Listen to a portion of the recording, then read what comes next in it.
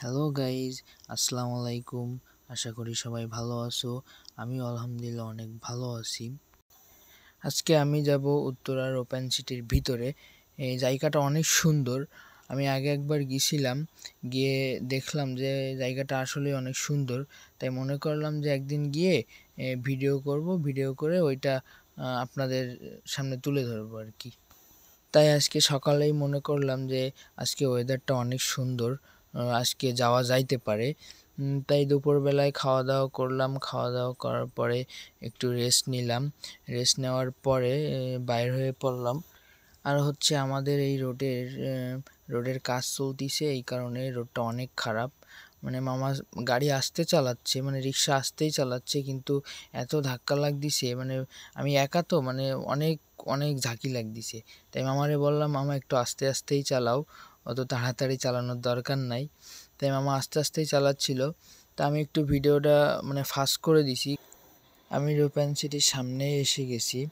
এখন রূপায়ণের ভিতরে ঢুকবো। ঢুকেই দেখাবো যে কত সুন্দর লাগে। এই যে রূপায়ণের ভিতরে এখন ঢুকতেছি আর কি। এইখানে সিকিউরিটি গার্ড আছে, ওনারা অনেক অনেক ভালো।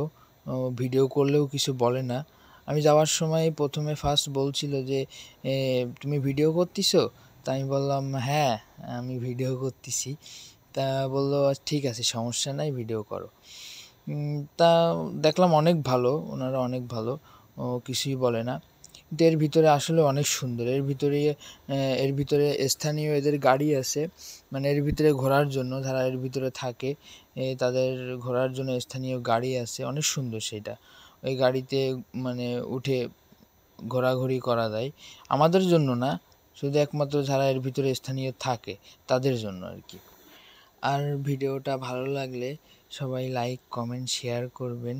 আরও অনেক সুন্দর সুন্দর ভিডিও যেন আপনাদের দেখাতে পারি। ভিডিওটা অবশ্যই শেষ পর্যন্ত দেখবেন, অনেক সুন্দর লাগবে। সবাই ভালো থাকবেন। আল্লাহ হাফেজ।